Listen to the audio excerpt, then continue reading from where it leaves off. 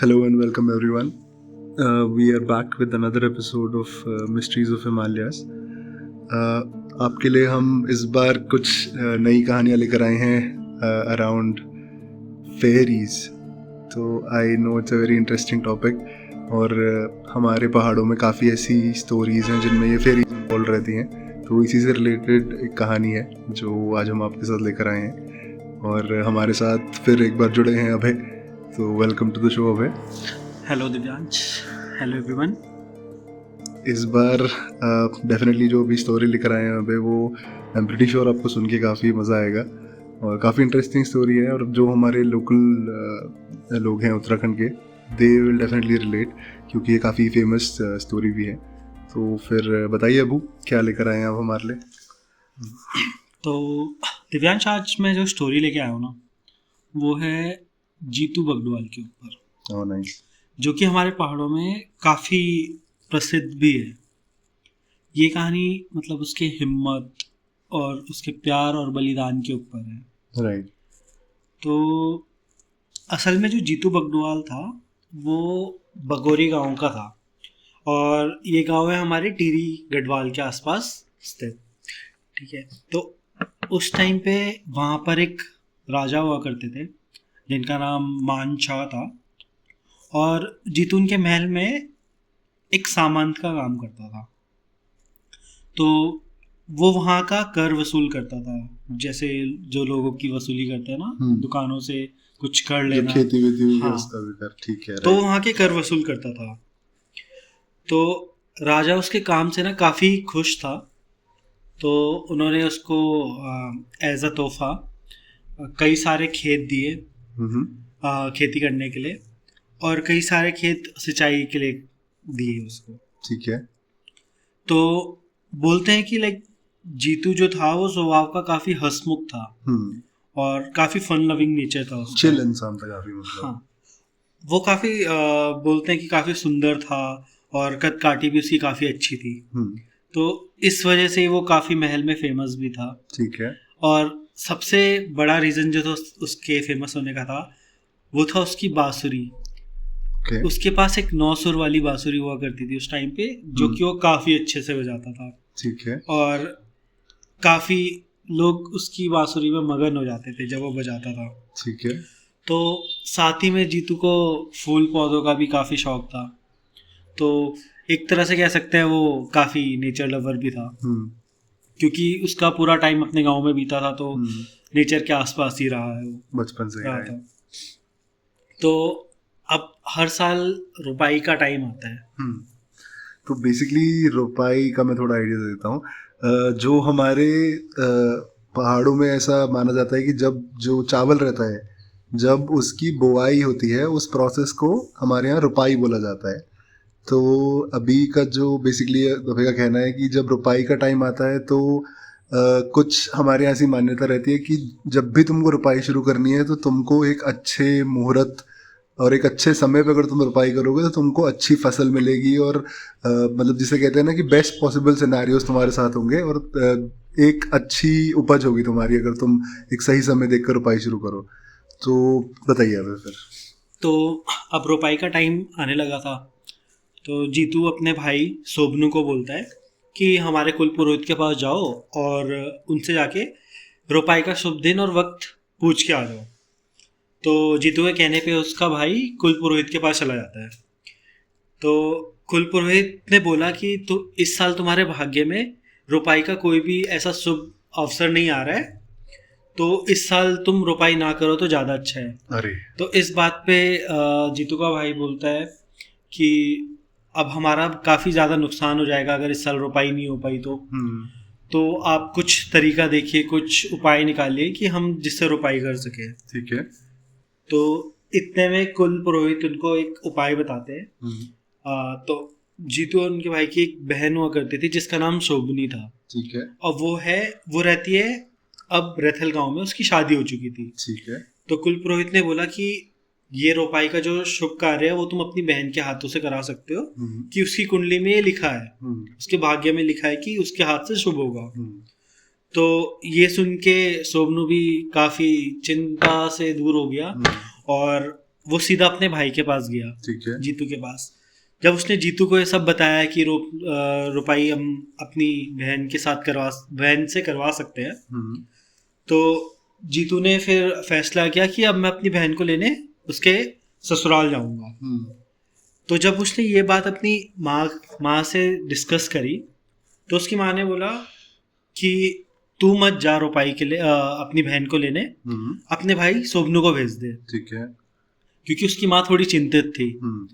तो अब जीतू ने इस पे मना करा, बोला कि शोभनू तो अभी छोटा है कि मैं ही लेके आता हूँ, मैं अपनी बहन को निमंत्रण भी दे के आऊंगा और साथ में जाते टाइम उसे पूछ के भी भेजेंगे, तो मैं ही लेने जाता हूँ। ठीक है। इसके पीछे एक और रीजन था जीतू के रथल गांव जाने का, कि जो शोभनी की सिस्टर इन लॉ थी, उसका नाम भरना था। ठीक है। जीतू से काफी पसंद करता था। ओके। तो जीतू को अब एक मौका भी मिल रहा था भरना से मिलने का, इसी बहाने। तो इसी बहाने जीतू ने जिद पे आ गया कि मैं ही जाऊंगा। ठीक है। तो उसकी माँ काफी मना करती रही, बट जीतू नहीं माना। फिर जब जाने के दिन आया, तो जीतू ने अपनी माँ से अपने कपड़े, अपने कानों के कुंडल और हाथ के कड़े मांगे, और साथ ही में अपनी 9 सुर वाली बांसुरी भी मांगी। ठीक है। तो जाते जाते जीतू की माँ ने बोला कि जीतू देख, तेरी बकरी है, उसकी बकरी का नाम टिल्लू था। टिल्लू। ठीक है। तो देख, तेरी बकरी ने छींक दिया है, जो कि अपशगुन कहलाया जाता है, और तेरे कपड़े पे भी काली छाया लगी है। तो ये सारी अपशगुन वाली चीजें हो रही है सुबह से, तो तू मत जा, तू रुक जा। नेगेटिव माना जा रहा है इन चीजों को। नेगेटिव माना जा रहा है। ठीक है। पर जीतू इसी आस में था कि उसे भरना को देखने को मिलेगा। तो जीतू ने कहा ये सब फालतू बातें हैं सारी, कि ऐसा कुछ नहीं होता, और तू भी इन चीजों पे ज्यादा फोकस मत कर। ठीक है। और जाने के लिए रेडी हुआ। ठीक है। पर जीतू की माँ ने जाते आते उसको ये भी बोला कि बेटा तू जा तो रहे, बट पहाड़ पे अपनी बांसुरी मत बजाना। अच्छा। कि मैंने सपने में देखा एड़ी आंसू तुझे हड़ लेंगी। रतल गांव के रास्ते में वो खेत पर्वत भी पड़ता है, राइट? हाँ। तो खेत पर्वत माना जाता है कि वहाँ 9 बहनें आछरियाँ रहती है। ठीक है। और वो उनका घर माना जाता है। ठीक है। तो इवन आज तक उस पर्वत पे कई लोग जाने से डरते हैं। ठीक है। तो बेसिकली मैं आर्चरी का थोड़ा बैक स्टोरी बता देता हूँ आप लोगों को। तो जिन लोगों ने आई थिंक हमारे इनिशियल पॉडकास्ट सुने होंगे, तो उसमें हमने कुछ आई थिंक एपिसोड्स में इनका वर्णन भी किया हुआ है। तो जो एडी आर्चरी हैं बेसिकली, वो हमारे यहाँ पे उनको वन देवियों के नाम से भी जाना जाता है। और जैसे कि एडी और आर्चरी 2 अलग अलग एंटिटीज़ हैं बेसिकली।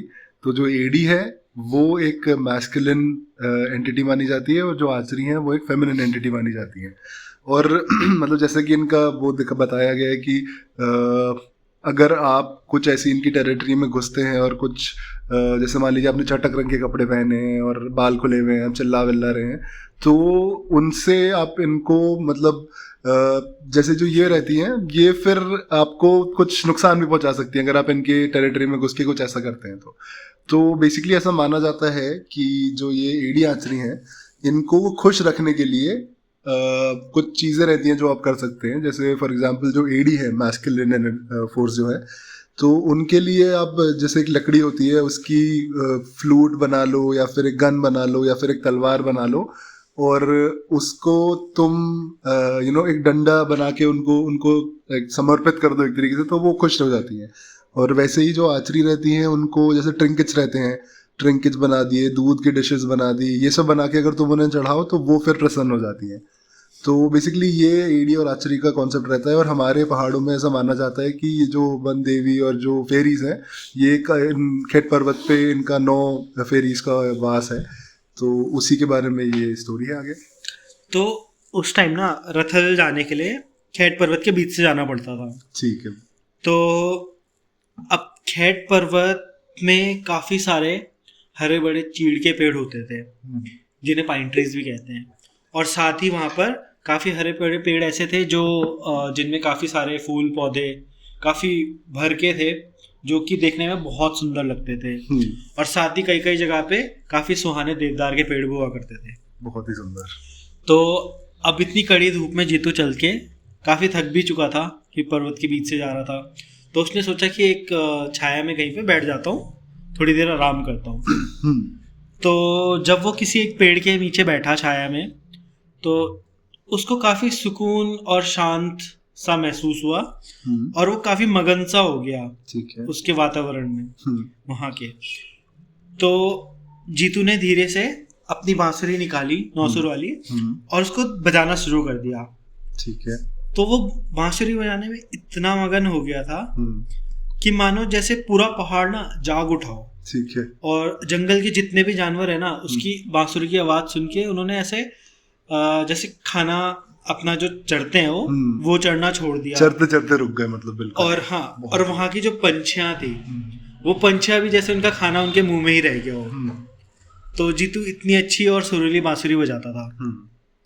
तो उसकी बांसुरी सुन के ना, अब इतना मधुर बांसुरी बजा रहे हो, तो वहाँ की आचरिया भी जाग उठी। Okay okay. अब वो जैसी जाग उठी तो उधर का जो एक वातावरण होता है, माहौल होता है, वो काफी शांत सा हो गया। तो अब जीतू तो अपनी बांसुरी में मगन था, तो बजाते बजाते उसको छम छम की आवाजें आने लगी अपने आसपास। और जब वो छम छम की आवाजें आई तो मतलब आंचरियां उसके करीब आने लगी। और जैसे जैसे वो करीब आने लगी तो कुछ बहनें आंचरियां जो थी उन्होंने उसकी देखने की शक्तियां छीन ली। मतलब उसकी आंखें धीरे धीरे बंद होने लगी, उसके जैसी आंखों के सामने एक शीशा सा चमकने लगा, उसकी आंखें बंद होने लगी, उसकी देखने की शक्ति गई, फिर उसके सुनने की भी शक्ति जाने लगी। एक तरह से उसका जो पूरा शरीर था ना, वो उसके वश में ही नहीं था, वो पूरा आंचरियों के वश में आ गया था। अब जीतू को इतना तो आभास हो गया था कि आंचरिया आ चुकी है, अब मेरे बचने के चांसेस बहुत कम है। तो वो बात याद आ गई उसी से। तो वो मन ही मन अपनी माँ की बोली हुई बात याद करने लगा कि काश मैं उनकी बात मान लेता और ना आता, या फिर उनकी बात मान के बांसुरी ना बजाता। तो अब जीतू मन ही मन काफी डर भी गया था। तो उसने अपने भगोरी देव, जो उनके कुल देवता होते हैं गांव के, उनको याद करना शुरू करा और उनसे विनती करने लगा कि मुझे आज बचा लो कैसे भी। साथ ही में उसने अपनी कुल देवी को भी याद करा कि उसकी रक्षा करे। बट जो एड़ी आंखें होती है ना, वो काफी जिद्दी होती है, वो नहीं सुनती है किसी को। उनको कुछ चीजें पसंद आती है तो वो उनको अपने साथ ले जा लेती है। और जैसा कि हमने पहले बताया था, जीतू काफी सुंदर भी था, कदकाठी का भी अच्छा था और बांसुरी भी काफी अच्छी बजाता था। तो वो आश्रय उसको अपने साथ ले जाने के लिए पूरा तैयार थी। तो बेसिकली उनको ले जाने का जो कॉन्सेप्ट है वो ऐसा नहीं है कि वो उनको कुछ हार्म पहुंचाना चाहती हैं। वो बेसिकली आचरियों का लॉजिक ये है कि अगर कोई चीज़ बहुत अच्छी है तो वो उसको बचा के रखने के लिए अपने साथ लेके जाती हैं, क्योंकि उन्हें ऐसा लगता है कि इस दुनिया में अगर उस चीज़ को खुला रखा जाएगा तो वो या तो ख़राब हो जाएगी या ख़त्म हो जाएगी। तो just because something is nice and precious, they just वो उसे ले जाती हैं अपने पास बचा के रखने के लिए। तो ये उनका लॉजिक रहता है पीछे का। तो अब ना जीतू के जो कुल देवता थे भगोरी देव, भगोरी भैरव जिन्हें बोलते हैं, तो वो ना जीतू की प्रार्थना से काफी प्रसन्न हो गए थे। तो उस टाइम पे जीतू जैसे तैसे आंचरियों के चंगुल से तो बच गया था, बट उसका भी एक प्राइज देना उसको था। तो जीतू ने आंचरियों को बोला कि मेरे पीछे बहुत सारे लोग जो मेरे इंतजार कर रहे हैं और काफ़ी ऐसे सारे काम हैं जो मुझे अभी करने हैं और मेरी फैमिली इस पे टिकी हुई है, तो तुम मुझे आज के लिए छोड़ दो कि आप बाद में जो अभी हमारी 6 गति आषाढ़ आने वाली है, जब हमारी रोपाई होती है, उस टाइम पे आके आप मुझे अपने साथ लेके जाना, मैं आपके साथ खुशी खुशी चलूँगा। तो इस बात पे आंचरिया मान गई। तो उन्होंने बोला ठीक है, हम तुम्हें उस टाइम पे लेके जाएंगे। तो जीतू ने बोला था उन्हें कि मेरा एक मोल खेत है, मोल खेत नाम है उस खेत का, कि वहां पर आप आ जाना रोपाई के आखिरी दिन और मेरे को अपने साथ ले जा लेना। तो अब ये सब होने के बाद जीतू पर्वत से निकलकर रथल की तरफ जाने लगा। रथल पहुंच गया तो अब उसका ना मन काफी उदास सा रह गया, क्योंकि अब उसे अपनी मौत का समय भी पता था। तो जीतू अपने बहन के ससुराल पहुंचा और उसने अपनी बहन को रोपाई में चलने का निमंत्रण दिया। ठीक है। तो तभी वहां भरना भी पहुंच गई। भरना से मिलकर जीतू मतलब एक तरह से उदास भी था इमोशनल और काफी खुश भी था। तो अब जीतू ने सोचा कि ये आखिरी मुलाकात भी हो सकती है भटना के साथ, तो जो दिल में है सब बोल देता हूँ। तो जीतू ने उस दिन अपने पूरे दिल का इजहार कर दिया भटना के साथ और बता दिया उसे कि मतलब मैं उससे कितना प्यार करता हूँ। तो इसी बात पे भटना ने भी पूरा अपना सच बताया कि मैं भी तुम्हें बहुत पहले से पसंद करती थी, ऐसे रेसिप्रोकेट कर दिया। हाँ, और दोनों ने अपने प्यार का इजहार करा। तो अब जाने का टाइम आ चुका था, तो जीतू ने काफ़ी भारी मन के साथ भटना को अलविदा कहा और साथ में ये भी बोला कि इस जन्म में हम क्या पता साथ रहे ना रहे। और फिर वहां से भगोड़ी गांव के लिए वापस आ गया। बट उसने ये नहीं बताया कि वो मरने वाला है उन्हें। हाँ, ये नहीं बताया। ठीक है, उसने ये नहीं, ताकि वो भी चिंता में आ जाती। नहीं, सही।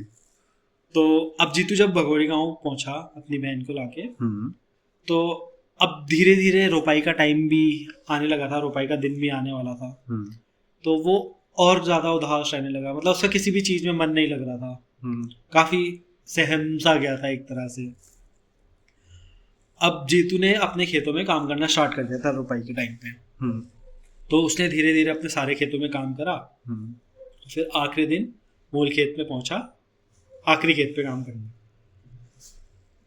तो जीतू वहां अपने 2 बैल और जीतू काम करना स्टार्ट कर दिया उन्होंने खेत में। तो जैसे ही काम थोड़ा आधा हुआ ही था, उतने में वहां का जो माहौल है वो बिल्कुल शांत सा हो गया। जैसे मानो सारे जानवर पशु पक्षी जितने भी थे वहां पर वो सब सहम से गए हो। खेत पर्वत वाला माहौल पूरा। हाँ, जैसा उसको खेत पर्वत में महसूस हुआ था। तो अब उसने देखा कि आचरिया उसको लेने आ रही है, 9 बहनें आचरिया उसको लेने आ रही है। तो अब एक बार फिर से उसकी सारी देखने की सुनने की शक्तियां और उसका शरीर भी उसके बस में नहीं रहा, उसको वो सब फील होने लग गया फिर से। तो अब उसे पता था कि अब उसका समय आ गया है। तो एड़ी आश्रया आई और उसको और उसके जो 2 बैल हैं उनको लेके चली गई। तो लेके चली गई ऐसे वो जमीन के अंदर समा गए। ठीक है, दोनों बैल और जीतू।